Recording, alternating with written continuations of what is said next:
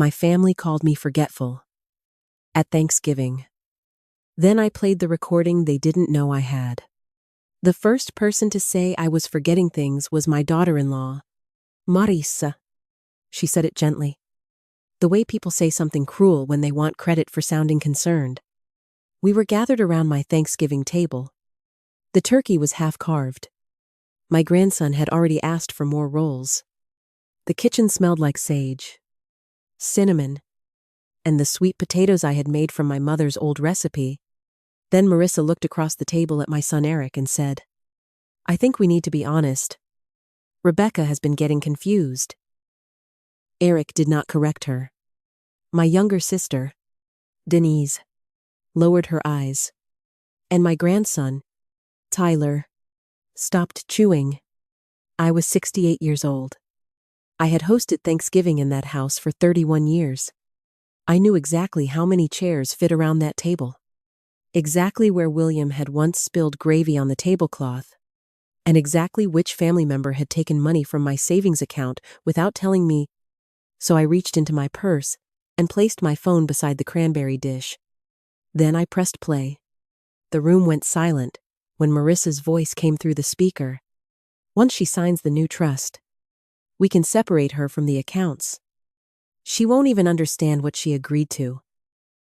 If you believe age should never be used as an excuse to take away someone's independence, subscribe to the channel and tell me in the comments. What would you do if your own family called you forgetful just to control your money? My name is Rebecca Clark, and until that Thanksgiving, I thought betrayal was something that happened loudly. I thought it came with yelling, slammed doors, cruel words, or a person walking away and never looking back. I did not know betrayal could arrive holding a pie. I did not know it could sit at your kitchen table, compliment your cooking, kiss your cheek, and quietly decide you were too old to own your own life. My husband William had been gone for almost 3 years by then. The first Thanksgiving after he died, I barely cooked at all. I made a small turkey breast, mashed potatoes, and the stuffing he used to call the only food worth having on a holiday. I ate alone at the kitchen table because the dining room felt too large without him. The second year, Eric insisted I come to his house.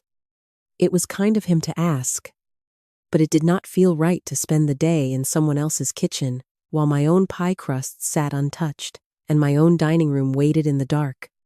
So, by the third year, I had decided I was ready to host again. Not because I had stopped missing William. I never would. But because grief cannot be allowed to take everything. The house on Maple Lane still held the life we had built together. The framed photographs on the hallway wall, William's old armchair beside the living room window, the blue ceramic bowl where he dropped his keys every evening, even though he had no reason to keep doing it after he retired. I worked for 32 years at the Willow Creek Public Library. I was never wealthy, but I was careful. William had worked maintenance for the county schools, and we had learned early how to make a dollar do more than it wanted to. We paid off the mortgage. We kept an emergency fund. We saved what we could. After William died, his life insurance and a small investment account came to me. I also received his pension survivor benefit. Between that and my own retirement savings, I had enough to live comfortably if I remained sensible. I was sensible. That was something my family had always known. I kept a notebook for every bill. I checked my bank statements. I did not buy things just because they were on sale. I had no debt except for a credit card I paid off each month. But after William was gone, Eric started asking more questions about my finances. At first, I thought it was concern. "Mom, are you sure you understand the investment statements? Mom, do you have all your passwords written somewhere safe? Mom, what happens if you get sick and nobody can access your accounts?" Those were reasonable questions. I had asked myself some of them. So I told Eric that I had met with my bank advisor, updated my beneficiaries, and prepared a basic estate plan. I had chosen my friend Ruth, a retired nurse from church. as the person to make medical decisions for me, if I ever could not make them myself. Eric did not like that. "You picked Ruth?" he asked one afternoon. "Yes." "Why not me?" "Because Ruth is organized. She lives nearby. And she has been my friend for 40 years. I'm your son." "Yes, Eric. You are." He stared at me for a moment, as if I had said something unkind. Then he shrugged. "I just think family should handle family matters." I wanted to tell him that family matters were exactly why I wanted someone neutral. But I did not. Not then. Eric had been through a difficult year. His contracting business had slowed down after a project fell through. Marissa had left her job at a dental office to care for Tyler after he started having trouble at school. They were behind on their car payment for a while. I knew because Eric had asked if I could loan him $2,000. I had given it to him. Not as a gift, as a loan. He promised to repay me after he completed a bathroom renovation job in Columbus. That had been 9 months earlier. I had not brought it up because I knew how ashamed he sounded whenever money came up. Eric was my only child. I had spent most of my life trying to make sure he never felt he had to face a hard time alone. But there is a difference between helping your child through a hard season and allowing them to quietly build a life around what belongs to you. The first real warning came in October. Marissa drove over on a Tuesday afternoon with a paper bag from the bakery and an expression that was much too bright. "I brought you apple turnovers," she said. "That was nice of you. I thought we could talk." Whenever someone says that, you already know they did not come to talk about the weather. She sat across from me at the kitchen table and slid a glossy folder toward me. The cover said, "Family Legacy Trust." "What is this?" I asked. "It's just something Eric and I have been discussing. A way to make things easier for you." "Easier how?" "If all your accounts and property are placed in a trust, there will be less confusion later. Eric could help manage everything. It would protect you." I opened the folder. Most of the pages were full of legal language. But I understood enough to see that the trust named Eric as trustee. It gave him broad authority to manage the assets placed inside it. The blank spaces were waiting for information about my bank accounts, retirement funds, and home. I looked up at Marissa. "Did a lawyer prepare this?" "A company online did. It's very common." "Did you speak with my attorney?" "No. But this is much less expensive. I already have an estate plan." Marissa smiled, though it did not reach her eyes. "Yes, but this would be better. You've had a lot on your mind lately." I closed the folder. "I'm not signing anything today." Her smile faded. "Rebecca, nobody is trying to take anything from you." "I did not say they were." "But you're acting suspicious." "No, I'm being careful." For a second, her face hardened. Then she reached across the table and touched my hand. "We just worry about you." That sentence had begun to bother me. Not because worry is wrong, because Marissa always said it immediately before asking for something. The next morning, I went through the folder again with a highlighter and a cup of coffee. One section said that the trustee could determine whether I was unable or unwilling to manage financial matters. Unable or unwilling. Those words sat on the page like a threat. There was no requirement that I be declared incapacitated by a court. There was no clear process for getting my consent. Once assets were transferred, the document was not complete. But it was complete enough for me to understand its purpose. If I signed it, Eric could have access to nearly everything I owned. I called the attorney who had helped William and me update our will after his heart surgery. Her name was Lena Morales. She remembered me immediately. "Rebecca Clark," she said. "How are you doing?" "Today?" I said. "I'm trying to determine whether I'm being overly cautious." Lena gave a small laugh. "That is usually a sign you're not." I explained the online trust. She asked me to bring it in. When I arrived at her office, she read every page slowly. Then she set the folder down. "This is not automatically fraudulent," she said, "but it is poorly tailored. And it gives the trustee far more authority than I would advise for someone in your position. So I should not sign it? Not without independent legal advice. And certainly not because relatives pressure you." I felt embarrassed. I should have known better. Lena looked at me. "Rebecca, being trusting is not the same as being foolish. The important thing is that you paused." She asked whether Eric or Marissa had requested access to my bank accounts. I told her no. At least, not directly. But that night, I remembered something from 2 weeks earlier. Eric had come over to help me set up a new printer. While he was in my office, he asked where I kept my bank statements.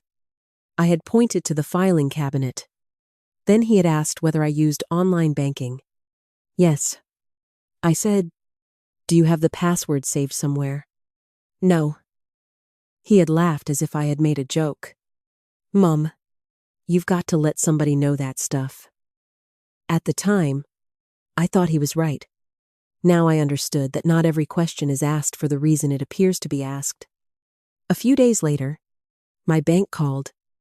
The woman on the phone introduced herself as Sonia Patel, the branch manager. "Mrs. Clark, I wanted to verify a request we received this morning." "What request?" "A gentleman named Eric Clark came into the branch and asked whether he could be added as an authorized user on your savings account." My heart began to beat harder. "What did you tell him?" "That we could not discuss the account without you. He said you had asked him to help because you were having difficulty keeping track of things." I closed my eyes. I did not ask him to do that. "I thought that might be the case," Sonia said. "He did not have any documents with him, and he seemed surprised that we would need to speak with you directly." "Can he access anything?" "Not without your authorization. Please make a note on every account that no changes are to be made unless I am present with identification." "Of course." I thanked her, but after I hung up, I sat in my living room for nearly an hour. The pain was not only that Eric had gone to my bank, it was that he had told them I could no longer keep track of my own life. My son had taken the private fear every older person carries, that one day people might stop listening, and used it as a key to my accounts. When Eric called that evening, I did not answer. He left a voicemail. "Mom, I stopped by the bank because I was trying to make things easier. You don't need to get upset. Marissa says you've been stressed lately, and we're all just trying to look out for you." There was that word again. Stressed. Not grieving. Not cautious. Not independent. Stressed. A word that could be stretched until it meant whatever they needed it to mean. I saved the voicemail. Then I started writing things down. I wrote the date Marissa brought the trust papers. I wrote what Eric asked about my password. I wrote the day Sonia called from the bank. I wrote the exact words from Eric's voicemail. I did not confront them. Not yet. I had spent enough years working at the library to understand that memory can be challenged. But records are harder to dismiss. Thanksgiving came too quickly. I considered canceling. For one whole evening, I stood in the dining room and looked at the table William had built for us after we found a crack in the old one. It was solid oak, stained, warm brown, with a tiny burn mark near one edge, from the year Eric tried to light a birthday candle without a holder. I did not want fear to drive me out of my own traditions. So I decided I would host. But I also decided I would pay attention. The Sunday before Thanksgiving, I was preparing pie crusts when Marissa called. "Rebecca, are you sure you're up for hosting?" she asked. "I'm making 4 pies. I think I can manage dinner." She laughed politely. "I just mean, it's a lot. You've seemed forgetful lately." My hands stopped moving. "What have I forgotten?" "Oh, nothing major. You just repeat things sometimes. Everyone repeats things sometimes. I know. We're just concerned. I took a slow breath. I'll see you Thursday. Marisa. After I hung up, I looked at the flower on my hands and felt something settle inside me. Not anger. Not yet. Clarity. They were building a story about me. A story in which I was fragile, confused, and in need of rescue. And if I did not stop that story, they would tell it to the bank, to lawyers, to neighbors, and eventually to me. The Tuesday before Thanksgiving, Eric and Marissa came over to help set up. They arrived with folding chairs, extra serving platters, and a bottle of wine. Eric carried chairs into the dining room, while Marissa followed me into the kitchen. I'm glad we're doing this, she said. It will be good for the family. I nodded, pretending to focus on the turkey brine. Then Marissa leaned close. Have you thought any more about that trust? Yes, I said. Her eyes brightened. And? I decided not to sign it. The brightness disappeared. Rebecca, that is not a good idea. I have an attorney. Your attorney is going to make everything complicated. My attorney works for me. Marissa's mouth tightened. You don't have to be defensive. And you don't have to keep asking. She walked out of the kitchen without another word. A few minutes later, I heard her and Eric talking quietly in the dining room. I could not make out every word, but I heard my name. Then I heard Marissa say, she's getting harder to deal with. I walked toward the dining room, but my phone vibrated on the counter. It was a reminder I had set for myself. Call Ruth about church flowers. I picked it up. Earlier that week, Ruth had shown me how to use the voice memo feature after I complained that I kept losing paper reminders. She said recording notes was easier than searching for scraps of paper. So, I opened the app and pressed the red button. I intended to dictate one sentence. Call Ruth. White lilies. Friday morning. But just as I started speaking, I heard Eric say something from the dining room that made me stop. Not until she signs it. I did not move. My phone was still recording in my hand. Marissa answered in a low voice. She will. We just have to make her think she can't manage on her own. I stood perfectly still beside the kitchen counter. Then I lowered the phone into the pocket of my apron, and I let the recording continue. At first, I could hear only the low scrape of chairs moving across the dining room floor. Then Eric spoke. She's not going to sign if you keep pushing her. I'm not pushing her, Marissa said. I'm preparing her. My stomach tightened. Eric lowered his voice. Mom isn't helpless. No, Marissa replied. But she is alone. And she's scared. That's different. There was a pause. Then Eric said something that changed the way I would hear his voice for the rest of my life. Once she signs the new trust, we can separate her from the accounts. She won't even understand what she agreed to. I gripped the edge of the kitchen counter. For a moment, I thought I had misheard him. My own son. The boy whose fever I had sat through all night when he was 6. The boy I had driven to baseball practice in rainstorms. The man I had loaned money to when his business was struggling, because I believed that was what mothers did. He was standing 10 feet away from me, talking about separating me from my accounts. Marissa spoke next. We need to make it look like it's for her protection. If we start saying she's forgetting dates and repeating herself, people will believe it. Mom's friends won't. Her church friends don't control her bank accounts. My breath caught. Then Eric said, What about Ruth? We can deal with Ruth later, Marissa answered. If Rebecca signs the trust, Eric becomes trustee. That's the important part. I wanted to storm into the dining room. I wanted to scream. I wanted to ask Eric how he could stand in my house and talk about taking control of my life while I was making pie crust for his family. But I did not move. I kept the phone in my apron pocket. I let them talk. Her house is worth more than she thinks, Marisa said. And she has that investment account from William. She won't sell the house. She doesn't have to sell it right away. Once the accounts are under the trust, we can explain that the taxes and upkeep are too much. Then we can say she'd be safer somewhere smaller. Eric did not answer. Marissa continued. Tyler needs help. You know that. The therapy bills, the school support, everything. And your business is barely holding together. Don't say it like we're taking from her. I'm saying she has more than she needs. And we are drowning.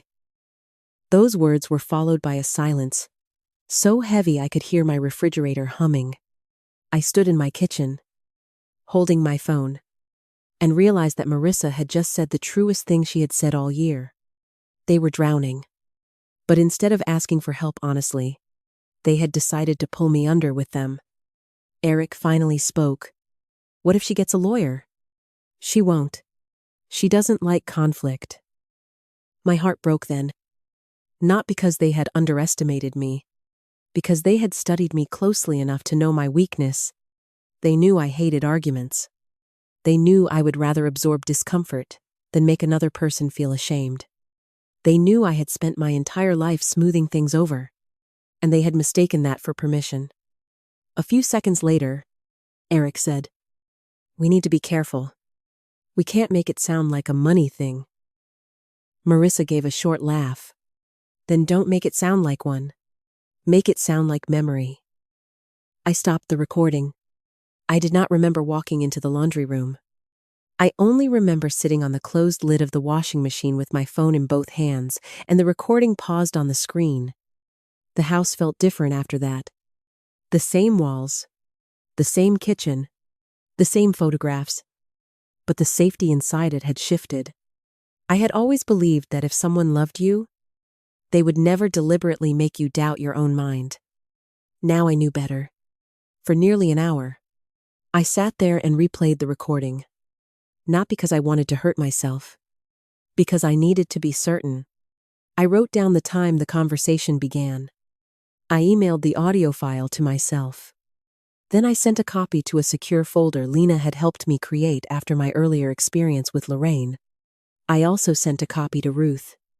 The email contained only one sentence. Ruth, I need you to keep this safe. Please, do not call me until tomorrow. Then I took off my apron, walked back into the kitchen, and washed my hands. When I entered the dining room, Eric and Marissa were arranging chairs as if nothing had happened. Eric looked up. Everything okay, Mom? I looked at him. Yes, I said. Everything is becoming very clear. He frowned slightly, but Marissa touched his arm and smiled. Rebecca is tired, she said. We should let her rest. I almost laughed. Instead, I said, You're right. I have a lot to prepare for Thursday. They left 20 minutes later. Marissa hugged me at the door. Try not to overdo it, she said. I hugged her back, because I wanted her to believe I had heard nothing. Then I locked the door after them. The next morning, I called Lena Morales. She listened to the recording without speaking. When it ended, she removed her glasses and rested them on her desk. I'm sorry, Rebecca, she said. So am I. Do you want to report this immediately? I thought about it. Part of me wanted to hand the recording to the bank, the police, every person at church, and anyone who had ever listened to Marissa call me confused. But I had spent enough time around legal paperwork to know that anger does not make a plan stronger. Evidence does. What can I do to protect myself first? I asked. Lena nodded. That is the right question. For the next 2 hours, we made a list. I changed every password connected to my bank accounts, retirement accounts, email, phone carrier, and utilities. I set up two-factor authentication that sent security codes only to my phone. I added written instructions to the bank, stating that no one, not Eric, not Marissa, not any family member could receive information or make changes unless I was physically present and showed identification. Lena helped me prepare a formal letter revoking any old permissions I might have given Eric when William was ill. Years before, I had once allowed Eric to pick up a prescription and speak to the insurance company after I had a bad flu. I did not even remember signing the form. Now I revoked everything. I met with Sonia Patel at the bank. She sat with me in a private office and reviewed my accounts one by one. "Your son did not access your funds?" she told me. But he did ask questions about adding authority and about whether an existing power of attorney could be used. I felt a chill. Was there one? Not that we could locate, but he asked as if he expected there might be.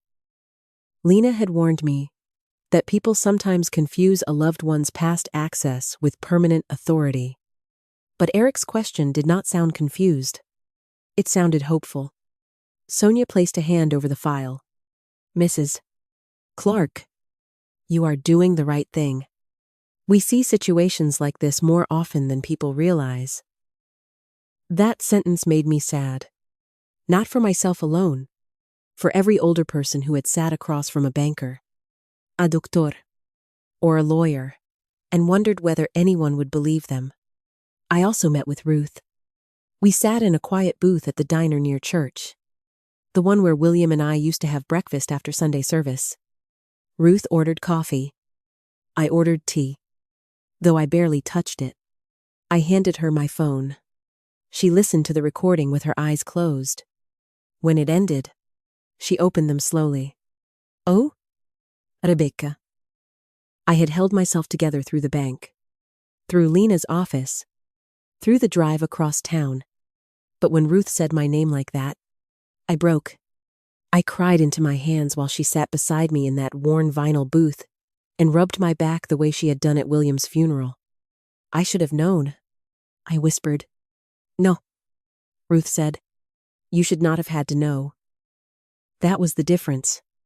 I had spent days blaming myself for being trusting. But trust is supposed to be safe among family. The shame belonged to the people who used it against me. Ruth agreed to remain my healthcare proxy. She also offered to come to Thanksgiving dinner, not as a witness hidden in the corner, but as my friend. At first, I hesitated. I don't want it to look like I set a trap. Ruth gave me a look over her coffee cup. "Rebecca, they made the trap. You are simply refusing to step into it." I invited her that afternoon. "Are you sure?" she asked. "Yes. William always liked you at our table. He mostly liked that I brought pecan pie. He liked both." For the first time in days, I smiled. Then I made one more call. I called Tyler. He was 14, old enough to understand more than his parents gave him credit for, and young enough that I wanted to protect him from the ugliness of it all. "Hi, Grandma," he said. "Hey, sweetheart, are you excited for Thanksgiving?" "Yeah," Mom said. "You're making your sweet potatoes." "I am." "Good. Dad always burns them." I laughed softly. Then I asked him how school was going. He hesitated. "Okay." "Just okay?" He was quiet for a second. "Mom and Dad have been fighting about money." My heart hurt. "I'm sorry, Tyler. Dad says it's not my fault, but I know the school stuff costs a lot." "Listen to me," I said. "You needing help is never your fault. Ever."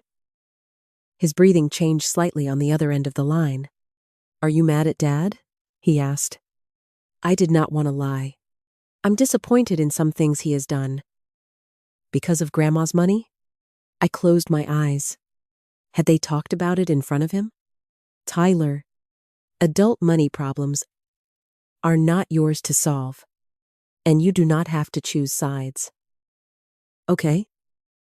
But you are loved, I said. By me? No matter what? When I hung up, I sat in the quiet living room and looked at William's photograph. This was what made it so painful. Eric had real problems. Tyler had real needs. Their family was under real pressure. I could have helped. I might still have helped. In the right way. But help cannot be stolen. And no child should be taught that his grandmother's independence is the price of his own care. Thanksgiving morning arrived, cold and bright. A thin layer of frost covered the lawn. The sky was clear blue. I woke before sunrise. Just as I had every Thanksgiving since Eric was a boy. For a few minutes, I lay in bed and listened to the silence. Then I got up. I seasoned the turkey. I peeled potatoes. I set out the good plates with the gold rim. Even though William used to complain that we should save them for actual royalty, I put the recording on my phone and charged it fully. I made 2 copies on a small flash drive. One went into my purse. One went into the folder Lena had prepared for me. At noon, Ruth arrived with pecan pie and a bottle of sparkling cider. "You look beautiful," she said. "I look nervous." "You look prepared." The doorbell rang 40 minutes later. Eric came in carrying a tray of stuffing. Marissa followed with Tyler. My sister Denise arrived shortly after, along with her husband, George. I had not told Denise about the recording. I had not told anyone except Ruth and Lena. I wanted to hear what my family would say when they believed I was unprepared.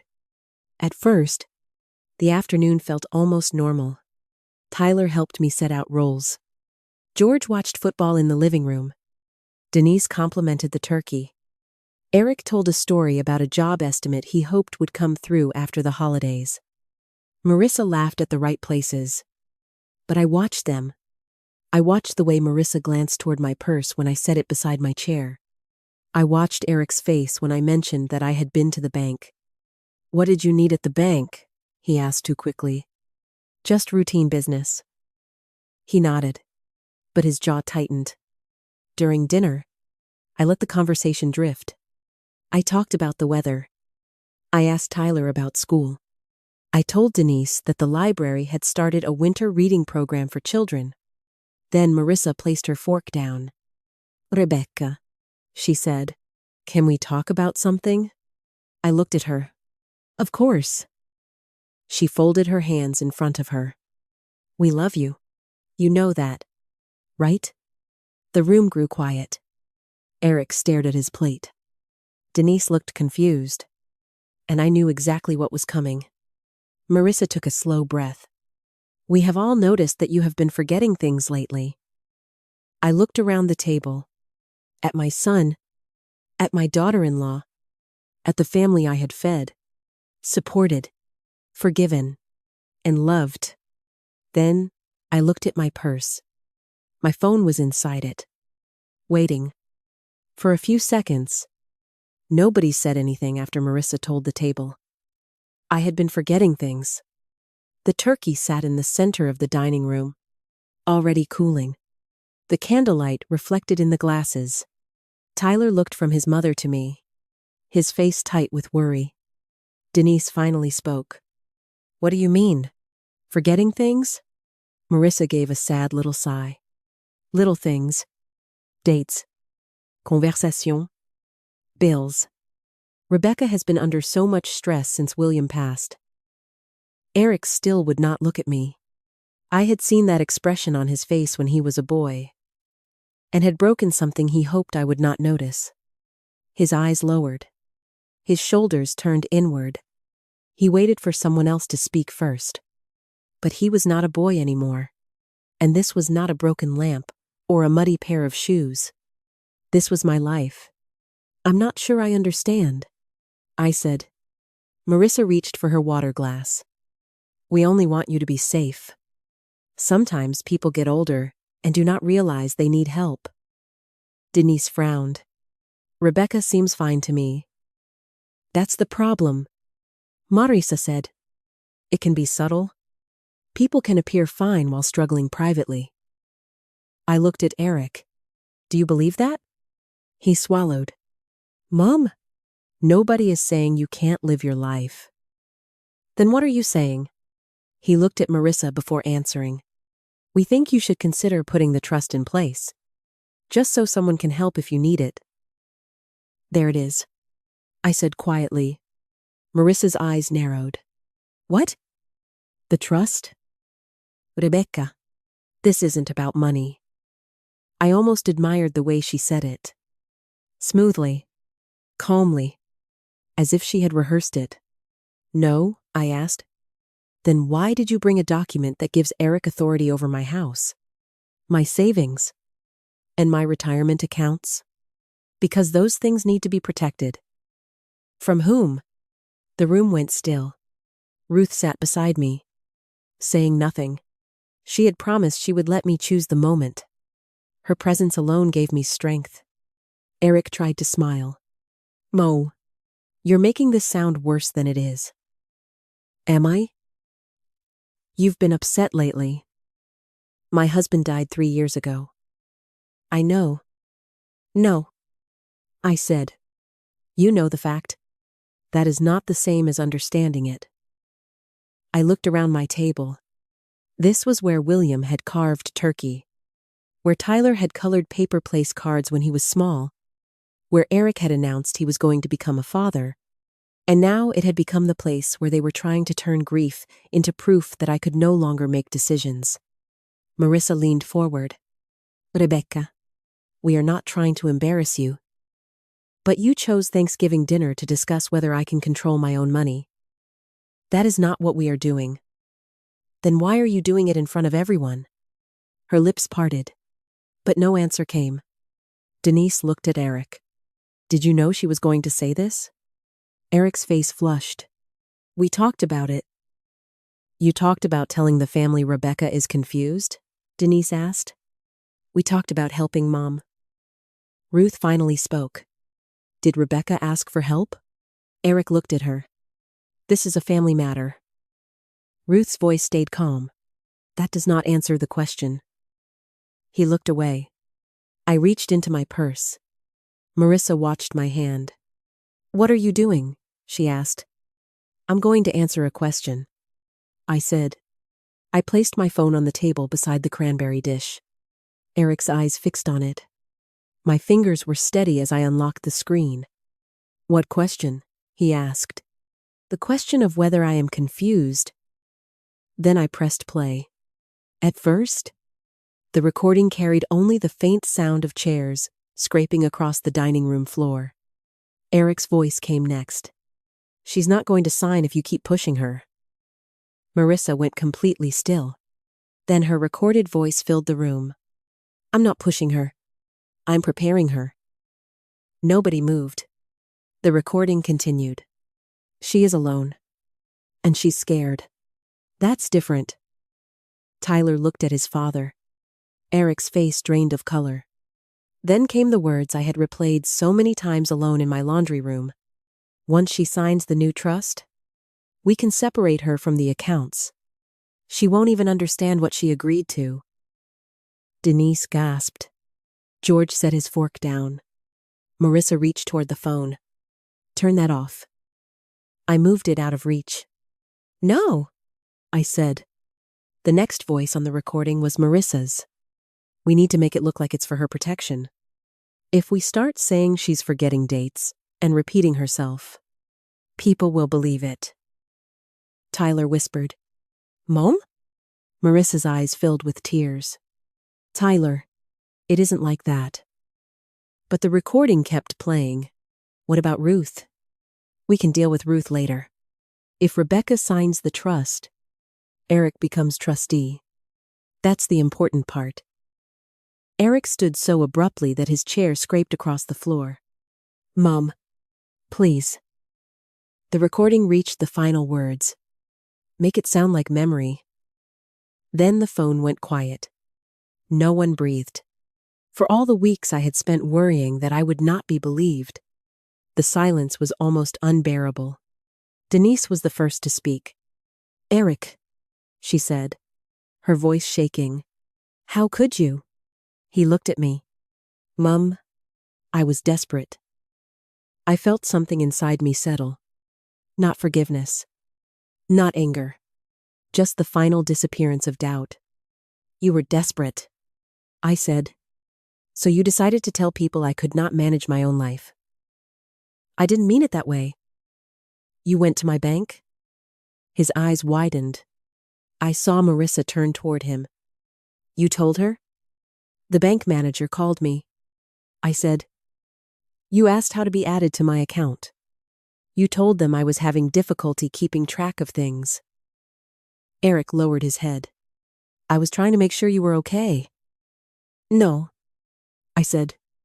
You were trying to make sure you could get access before I understood what you were doing. Marissa stood. This is unfair. We are struggling. Rebecca. Tyler needs support. Eric's business is in trouble. You thought my money would solve your problems. She looked at me with tears running down her face. You have enough? The words landed harder than any insult. I had enough. Enough savings because William and I skipped vacations when we could not afford them. Enough money because I worked late shifts and packed lunches and repaired clothes instead of replacing them. Enough because we paid our bills before we bought things we wanted. Enough because we had believed that a little security was worth years of discipline. And somehow, Marissa, that meant it was available for taking. Yes, I said. I have enough. That does not make it yours. Tyler began to cry quietly. My heart broke for him. This was not his fault. He had not asked to become part of a plan built around my fear and his parents' debt. I turned toward him. Tyler, sweetheart, please listen to me. You did nothing wrong. He nodded without looking up. I know Dad needs money, he said. Eric closed his eyes. Tyler, he said. No, I told Eric. He deserves honesty. At least now. I reached across the table and held my grandson's hand. You need support. And that matters. But adults are supposed to solve adult problems without making a child feel responsible. He squeezed my fingers. I'm sorry. Grandma. Oh? Honey, I said. You have nothing to apologize for. The rest of the dinner ended slowly. Not with shouting. Not with police at the door. Real pain is often quieter than that. Denise told Eric and Marissa they needed to leave. George stood and helped Tyler put on his coat. Ruth stayed beside me, calm and solid, while Marissa wiped her eyes with a napkin and kept repeating that she had only wanted what was best. But I had listened to what she wanted, and I had learned to trust evidence more than excuses. Before Eric left, he stood in the doorway of my dining room. Mom, he said, I know I messed up. You did? I wasn't going to take everything. That is not comfort. I was going to help you. No, Eric, you were going to control me. There is a difference. He looked as if he wanted to argue. Then he saw Ruth. The phone. The folder of bank documents beside my chair. And the faces of the people who had heard the truth. He knew there was nowhere left to hide. I'm sorry, he said. I looked at him for a long time. I believe you are sorry that I found out. His face changed. That was the hardest sentence I had ever said to my son. But it was true. After everyone left, Ruth and I cleaned the kitchen in silence. We wrapped leftovers. We washed serving dishes. We put the good plates carefully back into the cabinet. At one point, Ruth found William's old turkey carving knife in the drawer and held it up. He would have been proud of you, she said. I looked at the knife. Then I looked around the kitchen where I had spent so much of my life trying to feed people, comfort people, and make a home feel safe. I don't feel strong, I said. Ruth smiled softly. Strength rarely feels the way people expect. The following Monday, I met with Lena. I gave her the recording, the emails, Eric's voicemail, and a timeline of everything that had happened. She told me the recording was legally useful because I had been present in my own home when the conversation was captured. Though she explained that exact rules can vary by state and situation, I did not need a courtroom to tell me what the recording meant. But I wanted the bank, my attorney, and anyone who might later question my judgment to know the truth. Lena helped me take further steps to protect myself. I updated my estate plan. I named Ruth as my financial agent and healthcare proxy, with clear limits and written instructions. I removed Eric as a beneficiary from one small account that had been set aside for emergencies. I did not remove him from my will entirely. Not then. I was not ready to make a permanent decision in the first days after betrayal. But I changed the document so that no inheritance would pass directly to him without safeguards. If he ever received anything from me, it would be managed through a protected trust, and only after any outstanding debts to me had been addressed. That was not revenge. That was responsibility. Lena also wrote a formal notice to Eric and Marissa, stating that they had no authority over my finances, property, medical decisions, or accounts. Any future contact with my bank or investment providers would be documented. Eric called me twice that week. I did not answer. Then he sent a message. I know I hurt you. I'm ashamed. I don't know how to fix it. I stared at the screen for a long time before replying. You cannot fix this with one apology. If you want a relationship with me, it will begin with honesty, repayment of the loan, and respect for my boundaries. Until then, do not come to my home uninvited. Do not contact my bank, attorney, church, or friends about my health or finances. He did not reply. For a while, that hurt. Then I realized silence can also be an answer. In January, Eric came to my house alone. He stood on the porch with his hands in his coat pockets, while snow fell lightly onto the steps William had once shoveled before dawn. I almost did not open the door. But I did. He looked tired. Not polished. Not defensive. Just tired. I started meeting with a financial counselor. He said, Marissa and I are trying to work out our debt. I picked up extra jobs. I listened. I also talked to Tyler. He continued. I told him none of this was his fault. That was important. I know. Then he handed me an envelope. Inside was a cashier's check for $500. The first payment, he said. For the money you loaned me? It was not enough to erase what happened. But it was something real. A beginning made of action instead of promises. I don't expect you to forgive me, Eric said. I just wanted you to know I'm trying. I looked at my son.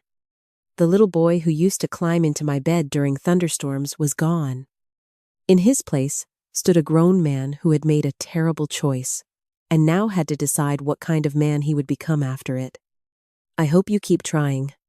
I told him. He nodded, tears gathering in his eyes. Can I come in? Not today. He looked disappointed, but he nodded again. Okay.